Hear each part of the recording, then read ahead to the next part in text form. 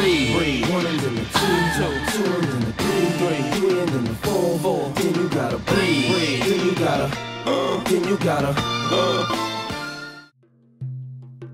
So rage and laughter can be only defined as being a hair apart in being a mechanism to release any type of internal pressure. So naturally, shouldn't we choose laughter? Laughter is just another means of releasing internal pressure, the same as screaming or anger or any other physical releases. The internal pressure is the ego, and laughter is canceling out that ego. How many times have we ever laughed nervously, walking in a dark alley, whistling in the dark? Why we need to learn these skills? During stressful situations, we rarely stop to think about what is happening within our bodies. The pressures of the moment keep our minds occupied on just about everything but our physiological functions. Consequently, those functions become a little bit stale and irregular.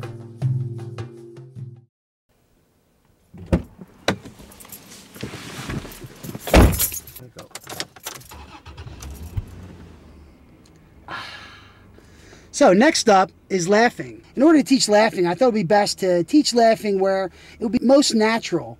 And that for me is the car. So for me, just about every day as I'm driving into work, I use laughing and the technique of laughing in order to kind of get me into a proper frame of mind as I'm going into work and driving into work. So no matter what I'm going to anticipate, no matter what things I might encounter during work, just starting to, as I'm driving, whether I'm in a happy mood or a sad mood, I could be angry. But if I just start deliberate laughing, just starting to even trick myself, so I don't have to be happy, I can be sad, but just starting the mechanics, the physiologic laughing, mechanics of laughing will start to trigger things within your body, start to release that internal pressure. So again, the technique is very simple. Just start to laugh. You don't have to be happy at all.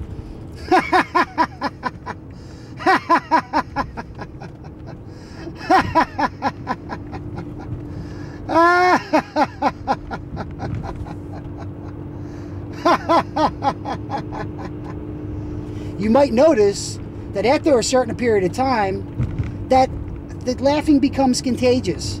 Now all of us have likely had the experience where we've been in a group, maybe at a movie, and we're laughing at a scene that if you were watching the same scene at home on your DVD player by yourself, it's very likely you wouldn't laugh at all. That's because people, when they get around groups, a lot of times the mechanics of those things start becoming contagious, people start becoming followers, so there's other intangibles, other things going on there. But laughing, again, is a great way to release any type of internal pressure. So that pressure, as I'm driving to work, if I didn't release that pressure, that may manifest into anger or upset when I get into work. Instead, if I have an opportunity to try laughing as I'm driving,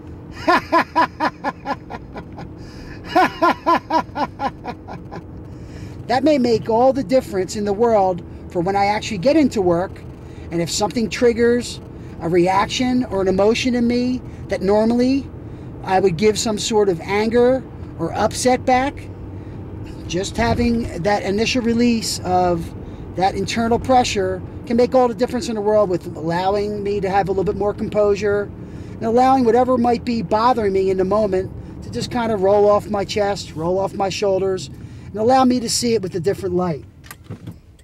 Again, in the car, nobody knows what's happening right here. So nobody's in the car with you.